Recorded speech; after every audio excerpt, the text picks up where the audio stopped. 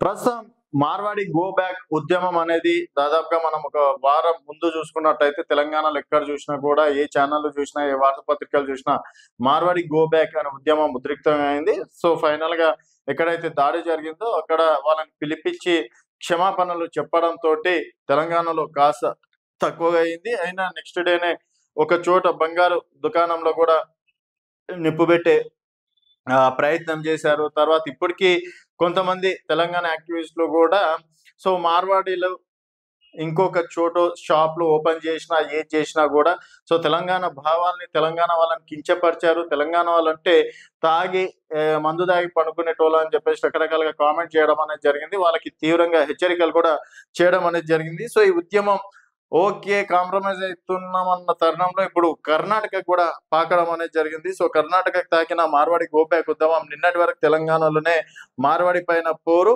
So, Telangana Marwari go back ఉద్యమం పెద్ద ఎత్తున జరుగుతున్న సంగతి తెలిసిందే. మార్వాడి గో బ్యాక్‌ను ప్రజా సంఘాలు, మేధావులు మద్దతు తెలుపుతున్నారు. మార్వాడీలు సిండికేట్‌గా వ్యాపారం చేస్తూ క్వాలిటీ లేని వస్తువులు అమ్ముతున్నారనే ఆరోపణలు వినిపిస్తున్నాయి. నిన్నటి వరకు తెలంగాణలో ఉద్యమం సాగుతుండగా ఇప్పుడు మార్వాడి గో బ్యాక్ సెగ కర్ణాటకను సైతం తాకింది.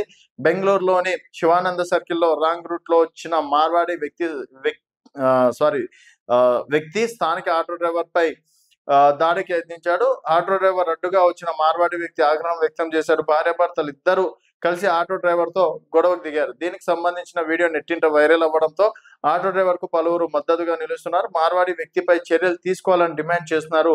తెలంగాణలో మాదిరిగానే కర్ణాటకలో గో బ్యాక్ మార్వాడి అంటూ సోషల్ మీడియాలో పెద్ద ఎత్తున పోస్టులు పెడుతున్నారు. సో, ఇక్కడ ఒక పార్కింగ్ విషయంలో జరిగినటువంటి ఇష్యూ కర్ణాటకలో గూడా ఒక ఆటో డ్రైవర్‌కి, మరొకరికి జరిగినటువంటి ఇష్యూలో అక్కడ గూడా సోషల్ మీడియాలో కర్ణాటక సోషల్ మీడియాలో మార్వాడి గో బ్యాక్ అనే ఉద్యమం, అలాగే ఆటో డ్రైవర్‌కి మద్దతు కూడా తెలపడంతోటి so, Telangana Marwari go back అనే ఉద్యమం కర్ణాటకకి పాకిందా? మరి ఇదే విధంగా ఉంటే కొంతవరకి నష్టం అని జెప్పేసి గూడా కొంతమంది అభిప్రాయపడుతున్నారు. సో, వాళ్ళ వల్ల క్వాలిటీ లేని వస్తువులు తర్వాత వాళ్ళంతా ఒక సిండికేట్‌గా ఉండేసి ఇప్పుడున్నటువంటి పరిస్థితిలో అంటే ఇక్కడ లోకల్‌గా ఎవరైతే ఉన్నారో వాళ్ళ వ్యాపారాలు దెబ్బతీస్తున్నారని ఇక్కడ స్థానికులు చెప్తున్నటువంటి మాట. సో, దీనిపైన మీ అభిప్రాయాలు కింద కామెంట్ రూపంలో తెలియజేయండి. చూస్తూనే ఉండండి తెలంగాణ వెలుగు.